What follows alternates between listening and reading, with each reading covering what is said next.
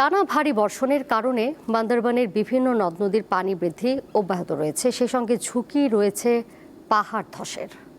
আসল ফল থেকে তৈরি সম্পূর্ণ প্রিজারভেটিভ মুক্ত ফ্রুটিকা, পিওর মানে ফ্রুটিকা।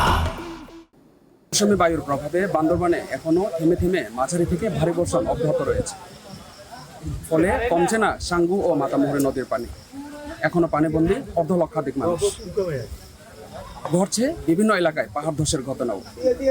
জেলা সদর থেকে রুমা এবং থানচি সড়কে বেশ কিছু এলাকায় পাহাড় ধসে পড়ায় বন্ধ রয়েছে যান চলাচল। এদিকে শহরের অভ্যন্তরীণ সড়কগুলো পানিতে তলিয়ে থাকায় তারাও পানিবন্দী হয়ে পড়েছে। এখন এক স্থান থেকে অন্য স্থানে যেতে একমাত্র তাদের ভরসা নৌকা। আমরা আসলে বান্দরবানে গেছিলাম আজকে, পরে বৃষ্টি পড়ার পরে পানি অনেক উঠে গেছিল রাস্তাতে, তো সেক্ষেত্রে আমাদের জন্য যাতায়াত অনেক কষ্ট হচ্ছে। এবং এখানে যেখানে 10 টাকা ভাড়া ছিল, এখন প্রায় প্রতিজনে 100 থেকে 150 টাকা পর্যন্ত ভাড়া দেওয়া হচ্ছিল।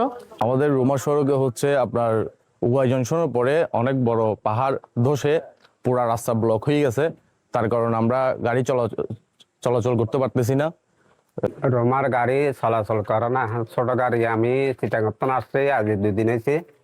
এখন আমার তো রুমা জরুরি, আর রুমার গাড়ি চলে না। এখন ছোট গাড়ি একটা চলে, এগুলো করি কি যাচ্ছে না পারি।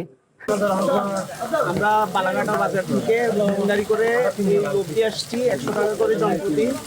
আর ভোগান্তির তো শেষ নাই, যেমন আপনি বাবাই জলপ্রপাত হবে, ওখানে পানি খুব কষ্ট হয়ে যাচ্ছে।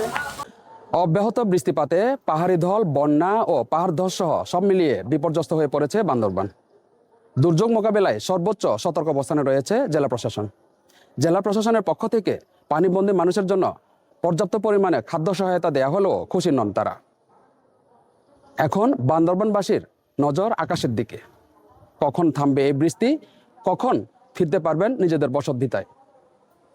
কেমুয়ং মার্মা, দীপ্ত সংবাদ, বান্দরবান।